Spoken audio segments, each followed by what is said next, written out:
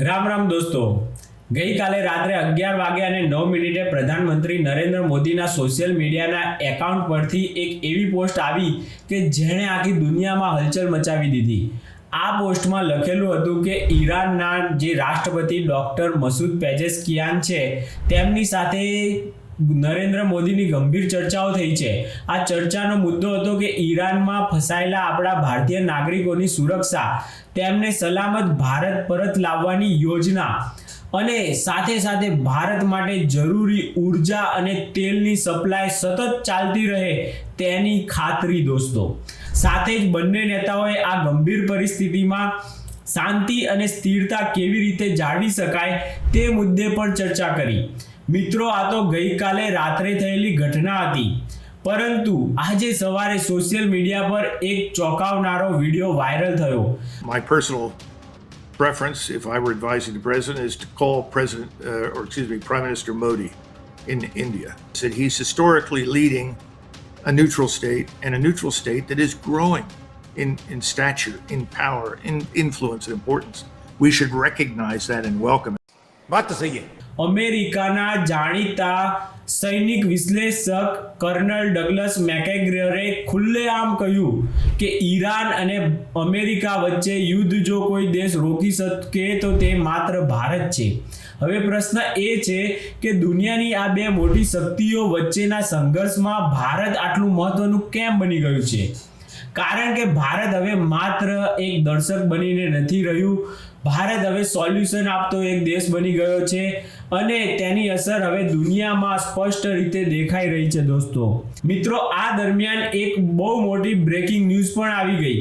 ઈરાને straight of હોર્મુઝનો જે રસ્તો લગભગ બંધ કરી દીધેલો હતો અને સ્પષ્ટ રીતે ચેતવણી આપેલી હતી કે જો કોઈ અમેરિકી મિત્ર દેશનો જહાજ આ રસ્તેથી પસાર થવાનો પ્રયત્ન કરશે તો તે ડ્રોનના હુમલાથી નષ્ટ કરી દેવામાં આવશે. પરંતુ આશ્ચર્યની વાત એ છે કે આ જ રસ્તાથી ભારત માટે ક્રૂડ ઓઇલ લઈને આવતું એક ભારતીય જહાજ સુરક્ષિત રીતે મુંબઈના આપણા બંદરે પહોંચી ગયું હતું.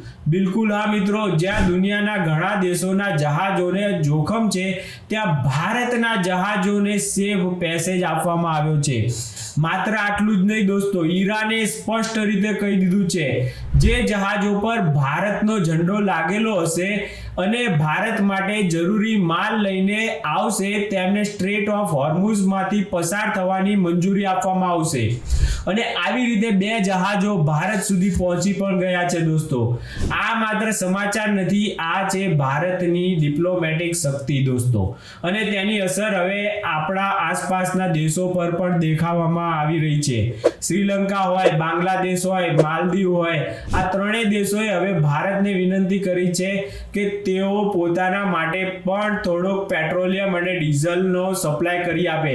એમાં બાંગ્લાદેશની તો આપણે દોસ્તો શરૂ કરી દીધેલી છે થોડી ઘણી સપ્લાય, કારણ કે દુનિયાને હવે સમજાઈ ગયું છે કે આ સંકટના સમયમાં ભારત સૌથી વિશ્વસનીય કોઈ દેશ છે તો એ ફક્ત ભારત છે.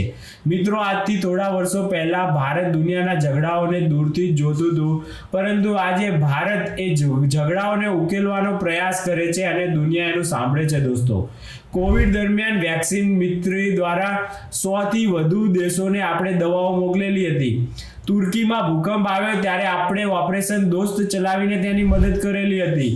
ભારતે હંમેશા સાબિત કર્યું છે કે ભારત ફક્ત શક્તિશાળી નથી પરંતુ માનવતાવાદી દેશ પણ છે. આજે દુનિયા જાણે છે કે ભારત કોઈના દબાણમાં આવતું નથી અને એના દબાણમાં ઝૂકતું નથી અને કોઈનો હક પણ આપણે ક્યારેય મારતા નથી. તેથી જ અમેરિકા હોય, યુરોપ હોય કે ખાડીના દેશો હોય, મિડલ ઇસ્ટના, આ દરેક દેશો ભારતને એક નિષ્પક્ષ અને વિશ્વસનીય મિત્ર તરીકે આજે જોઈ રહ્યા છે. મિત્રો, એ કહેવત છે કે દુનિયા ઝૂકે છે, ઝુકાવનારા જોઈએ. અત્યાર સુધી ઝુકાવનારા કોઈ હતા નહીં. મનમોહન સિંહથી લઈને નરેન્દ્ર મોદી સુધીમાં દુનિયામાં ભારતની ભૂમિકા હવે નવી બદલાઈ રહી છે. દોસ્તો, જે દેશો પહેલા ચીન તરફ જોયા કરતા હતા તે દેશો હવે આપણે ભારત તરફ નજર કરી રહ્યા છે. શ્રીલંકાની આર્થિક મુશ્કેલી દરમિયાન ભારતે $4 બિલિયન મદદ કરીને તેને બચાવ્યું હતું. સાથે સાથે પાકિસ્તાને ના પાડેલી કે ભારત સાથેની મેચ તે ભારતની ધરતી સિવાય બીજે રમશે તો આપણે અર્થશાસ્ત્રનો બહુ મોટો ઇકોનોમીનો બૂસ્ટર ડોઝ એવો શ્રીલંકાને આપવા માટે આપણે શ્રીલંકાની ધરતી ઉપર ભારત પાકિસ્તાનની મેચ રમ્યા હતા. આ જ કારણ છે કે પડોશી દેશો ચીન કરતાં ભારત પર હવે વધારે વિશ્વાસ કરતા થઈ ગયા છે. ગલ્ફના દેશો સાથે પણ ભારતના સંબંધો છેલ્લા થોડા વર્ષમાં ખૂબ જ મજબૂત બની ગયા છે. સાઉદી અરેબિયા હોય, યુએઈ હોય અને કતર, આ દેશો હવે ભારતને એક મિત્ર તરીકે નહીં પણ મહત્વપૂર્ણ બિઝનેસ પાર્ટનર તરીકે જોઈ રહ્યા છે. અને હવે સૌથી મોટો પ્રશ્ન છે કે શું ભારત ખરેખર ઈરાન અને અમેરિકા વચ્ચેનું યુદ્ધ રોકી શકશે? શું ભારત દુનિયાનો શાંતિદૂત બની શકશે? આનો જવાબ તો સમય આપશે દોસ્તો, પરંતુ એક વાત ચોક્કસ છે કે આજે દુનિયાની નજર ભારત પર ટકેલી છે. તો મિત્રો, આખી ઘટનાને લઈને તમારું શું માનવું છે?